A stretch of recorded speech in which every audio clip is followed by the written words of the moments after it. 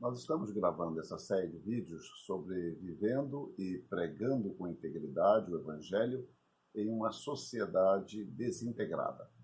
No último vídeo, nós começamos a falar sobre a nossa responsabilidade dentro da sociedade na qual estamos inseridos e chamamos atenção para a igreja, o risco que ela corre de se tornar uma comunidade elitista, onde o sal e a luz ficam apenas dentro de si mesma, da igreja, e ela passa a ser apenas uma acusadora do mundo. Eu não falei nesses termos, mas foi isso que eu quis dizer.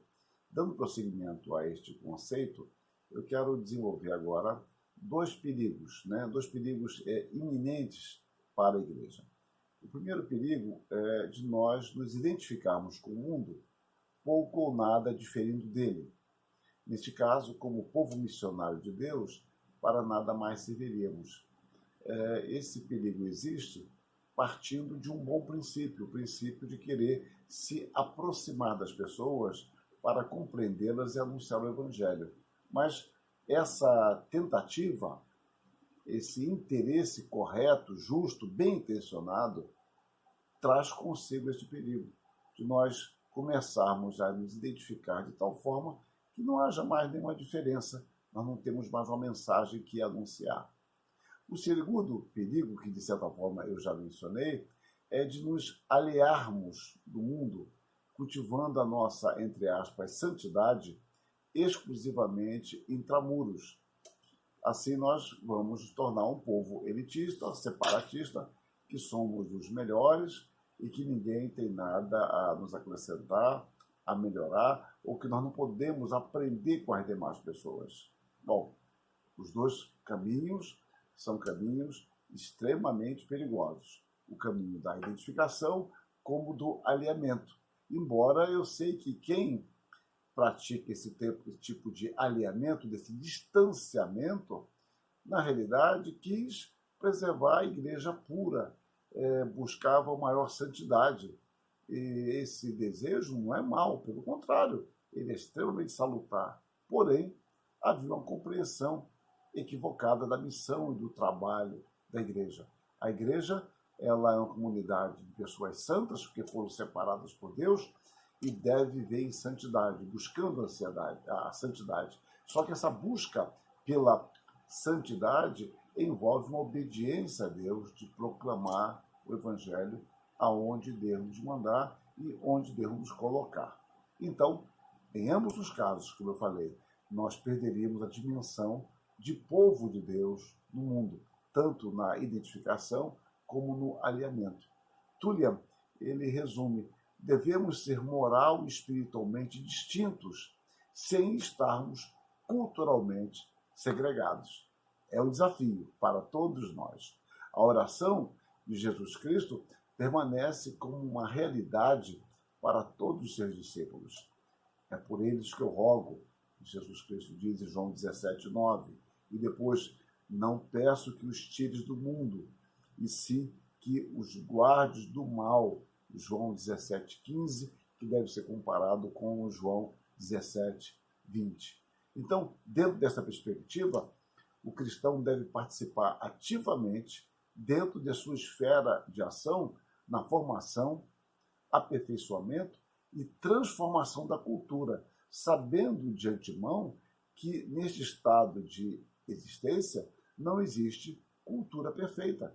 Como eu já falei em outro momento, não existe cultura sem pecado. Por isso não existe cultura perfeita.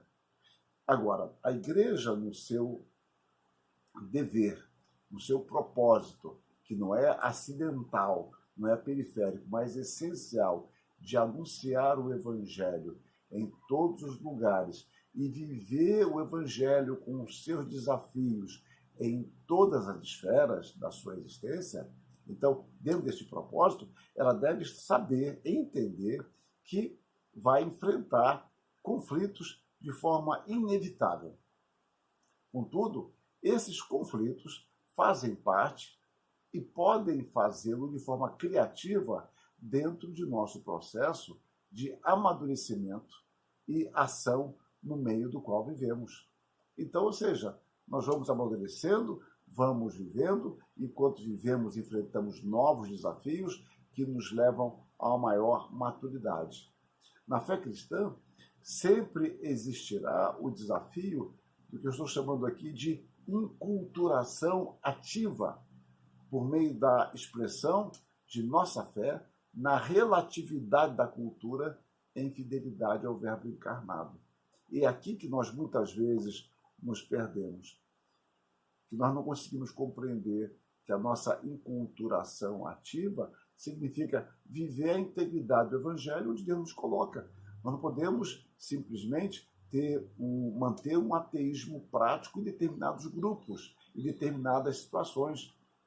E o que seria isso? Seria uma negação prática de nossa fé em Deus, quando nós vamos exercer a nossa atividade onde Ele nos coloca, quer seja no trabalho, na nossa vida social, quer seja como alunos, como profissionais, como patrões, como empregados, não importa. A fé cristã ela é integral e a igreja é desafiada a ser sal da terra, luz do mundo. Insisto, aonde Deus nos enviar. Então, neste processo perigoso e necessário, não temos como escapar. Se de fato levamos a sério a nossa fé, haverá sempre o risco de sermos contaminados pela idolatria da cultura ao redor. Mas nós somos chamados a viver esse desafio e temos que vivenciá-lo de forma íntegra. O nosso desafio é aplicar o Evangelho fielmente à nossa cultura, não cedendo muitas vezes, sem perceber, às concessões infiéis do paganismo reinante e que de alguma forma nos fascina. Porque nós somos pecadores e nós queremos, por exemplo, em nossa vida profissional, queremos progredir, nós queremos ser respeitados, queremos ser ouvidos, mas dentro desse objetivo, ou desses objetivos, que não há nenhum mal em si mesmos, nós podemos nos perder fazendo concessões, atalhos, que são muito bem-vindos culturalmente, mas, sem dúvida, não é bem-vindo dentro da fé cristã. E se nós nos acomodarmos a esses valores, nós perdemos, mais uma vez insisto, a nossa função profética na sociedade. A história do Ocidente tem sido regida pela presença cristã, ora em suas acomodações pecaminosas, ora positivamente em seu testemunho profético contextualizado. E temos que ter cuidado com isso, porque essas acomodações que eu chamo de acomodações pecaminosas, quando a igreja se identifica com o mundo e se perde em suas escolhas, isso não foi aqui ou acolá. Isso marcou profundamente a vida da igreja, como também marcou, e pela graça de Deus, de uma forma muito mais forte, o seu testemunho profético contextualizado. Nós estamos no mundo, mas não somos do mundo. Deus nos chama para fora do mundo, para depois invadi-lo com a ética do reino. Portanto, esse testemunho, essa invasão da igreja, será sempre uma recontextualização da sua mensagem. Por que isto? Porque a nossa apreensão do Evangelho já foi contextualizada, não nos chegou pura. Eu quero dizer o seguinte: o Evangelho, quando chega a nós, ele não chega puro, ele já chega contaminado. E contaminado aqui eu não estou dando um tom de pecado, é apenas para que nós possamos entender. Porque o Evangelho chegou a nós já contextualizado. Os missionários americanos trouxeram o Evangelho já contextualizado. E eles receberam uma mensagem do Evangelho que veio grande parte da Inglaterra, veio da Escócia e assim por diante. Os holandeses, alemães, etc., já veio também contextualizado. Então, eles recontextualizam, todos aqueles que pregam o Evangelho, recontextualizam o Evangelho que já foi contextualizado. Então, nós temos que entender isso e apresentar esse Evangelho de forma recontextualizada à nossa sociedade, à nossa época, aos problemas que estamos enfrentando. É claro, eu digo isso em um outro lugar, que o ser humano tem problemas ontológicos e existenciais. E a mensagem do Evangelho terá que contemplar ambas as coisas. Os problemas ontológicos são os mesmos de sempre. O homem é pecador, precisa ser reconciliado com Deus e a igreja anuncia esse Evangelho. Mas há os problemas existenciais, que são manifestações, expressões dos problemas ontológicos na sociedade na qual ele vive, na qual nós vivemos. E precisamos estar atentos a isso. Então, é preciso que não tenhamos a pretensão de uma autorreferência no que se refere, ou desculpe, uma autossuficiência, que é a mesma coisa de autorreferência, mas a palavra que eu quero usar é autossuficiência, no que se refere ao monopólio do evangelho puro que vamos agora, de forma concessiva, contextualizar aos nossos ouvintes. Não, nós aprendemos o evangelho pela graça. Deus se valeu de seus servos que o contextualizaram a nós. E vamos agora fazê-lo. Também há aqueles que estão carecendo desta mensagem. Portanto, toda contextualização é uma recontextualização. Isso deve produzir em nós o senso de urgência e de humildade.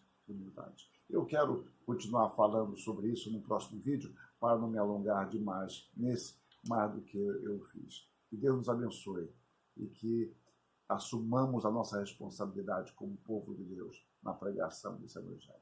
Amém.